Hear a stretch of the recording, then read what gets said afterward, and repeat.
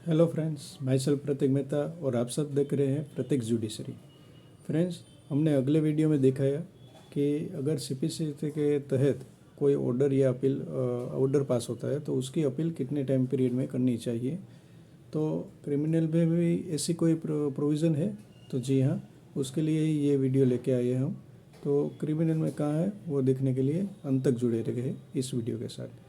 लेकिन फ्रेंड्स, जिन्होंने भी अब तक लाइक नहीं किया, शेयर नहीं किया और सब्सक्राइब नहीं किया, प्लीज़ इसे शेयर कर दीजिए, सब्सक्राइब कर दीजिए और बेल आइकन नोटिफिकेशन को दबा दीजिए, जिससे मुझे आपको भी ये वीडियो जैसे ऐसे भी कोई वीडियो में अपलोड करूँगा तो आपको मिलते रहे और मुझे भी मोटिवेशन मिलती रहे अच्छे वीडियो बनाने के लिए।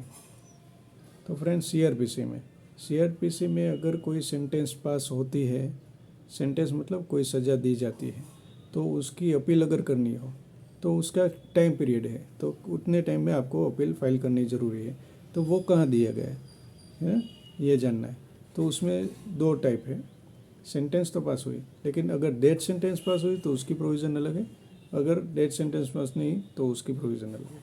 तो ये आर्टिकल 115 जो लिमिटेशन एक्ट में दिया है शेड्यूल में, उसमें वहाँ पे बताया गया है। तो क्या बताया है? अगर डेथ सेंटेंस पास की तो वो किसने की होगी? सेशंस कोर्ट या हाई कोर्ट, जिसकी ओरिजिनल जुरिस्डिक्शन है। अगर उन्होंने डेथ सेंटेंस पास की हो तो उसकी पीरियड ऑफ लिमिटेशन रहेगी 30 डेज, मतलब 30 डेज में आपको अपील करनी होगी। ठीक है, अगर कोई एक्यूज अपील करना चाहता है, उसको जो अगर डेथ सेंटेंस पर तो उसकी 30 डेज में अपील करनी ज़रूरी है। फिर दूसरी सेंटेंस का क्या? तो दूसरी सेंटेंस के लिए बताया गया है, अगर कोई दूसरी सेंटेंस हो, अगर हाई कोर्ट में अपील करने लायक हो केस, तो उसकी पीरियड ऑफ लिमिटेशन दी गई है। तो वो क्या है? वो है 60 डेज। फ्रेंड्स, यहाँ याद रखिएगा 60 डेज दी गई है अगर हाई कोर्ट में जाना हो तो, है ना, हाई कोर्ट में अपील करनी हो। अगर हाई कोर्ट में अपील नहीं करनी है और दूसरी जगह, मतलब हाई कोर्ट जेएमएफसी कोर्ट ने कोई ऑर्डर पास किया, कोई सेंटेंस पास की है कि उसके खिलाफ, तो फिर उसकी अपील पीरियड कहाँ पे दी गई है? वो भी 115 में ही दी गई है, उसके सब सेक्शन सब क्लोज में दी गई है। तो वो कितनी है? वो है 30 डेज। तो यहाँ कन्विक्शन में हमने देखा कि 3 प्रोविज़न हमने देखी।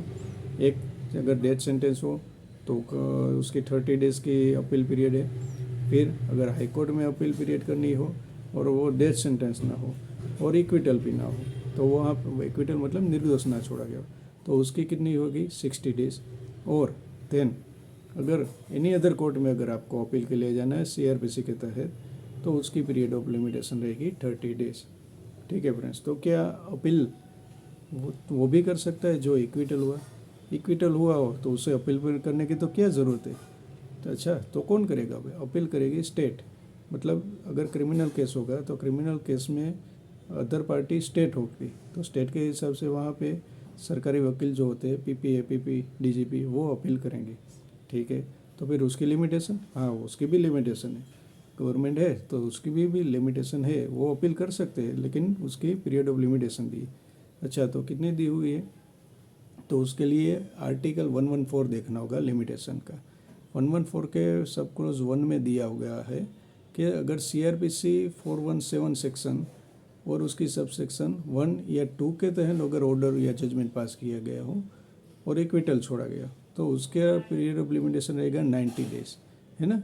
फिर अगर 417 सब सेक्शन 3 के तहत अगर ऑर्डर पास किया हो, इक्विटल किया गया हो, तो उसकी पीरियड ऑफ लिमिटेशन रहेगी 30 डेज। तो फ्रेंड्स, ये डेट कहाँ से शुरू है? जब भी सेंटेंस या ऑर्डर पास किया हो तब से ये सब आर्टिकल 114, 115 दोनों के लिए देखना है। तो वहाँ से उसकी पीरियड ऑफ लिमिटेशन स्टार्ट होती है और उसके टाइम पीरियड में ही अपील करना ज़रूरी रहता है। तो फ्रेंड्स, ऐसे वीडियोस के लिए हमारे साथ जुड़े रहे। Thank you. और आपको और किसी भी टॉपिक पे वीडियो चाहिए तो प्लीज़ कमेंट करके बता दीजिएगा, जिससे मैं आपके लिए वो वीडियो ला सकूं। Thank you, bye bye, take care.